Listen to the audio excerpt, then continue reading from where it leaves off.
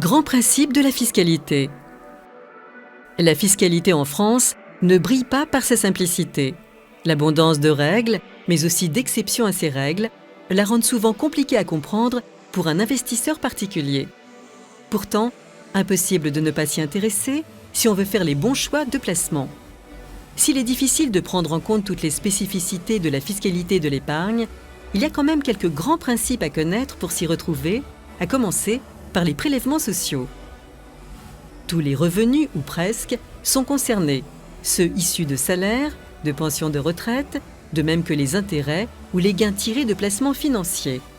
On peut citer les intérêts tirés des comptes sur livret, CSL, mais aussi ceux tirés de l'épargne logement avec le plan d'épargne logement, PEL, et le compte d'épargne logement, CEL.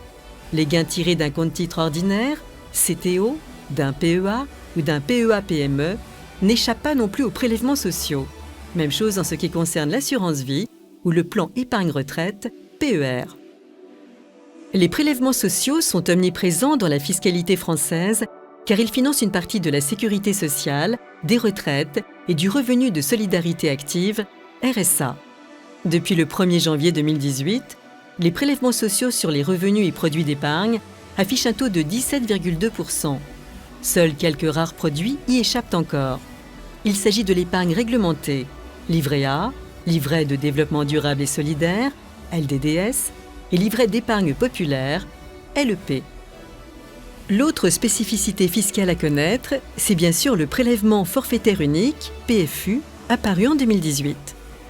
L'objectif du PFU est de simplifier et d'alléger la fiscalité de l'épargne en instaurant une taxation plus lisible pour le contribuable avec un taux forfaitaire de 30%, 12,8% d'impôt sur le revenu, plus 17,2% de prélèvements sociaux.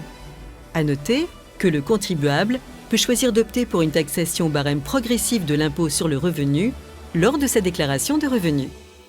Le PFU s'applique aux revenus tirés de l'épargne, exception faite de l'immobilier, de l'épargne réglementée et de l'épargne salariale. Il concerne les revenus ou intérêts tirés des comptes titres et ceux des PEA et PEA-PME ouverts il y a moins de 5 ans.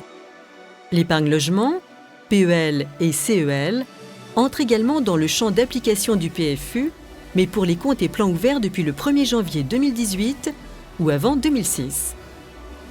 L'assurance vie n'échappe pas au PFU, mais dans son cas, il s'applique de manière spécifique si l'épargnant a fait des versements avant ou après septembre 2017, ce qui donne alors lieu à l'application d'un taux différencié qui peut être de 12,8% ou de 7,5% selon notamment que le contrat a un encours de plus de 150 000 € ou non. Notons aussi que certains placements permettent d'échapper ou de diminuer l'impôt à payer. Ils sont souvent assortis de conditions de durée. Par exemple, un PEA ou un PEA-PME détenu depuis plus de 5 ans échappe en cas de retrait d'un gain à l'impôt sur le revenu au taux du PFU de 12,8%, mais pas aux prélèvements sociaux de 17,2%. Si ce tour d'horizon est loin d'être exhaustif, surtout rappelez-vous que chaque placement peut disposer d'avantages fiscaux spécifiques, mais aussi d'un mode de taxation qui lui est propre. Quand on vous disait que la fiscalité en France ne brille pas par sa simplicité.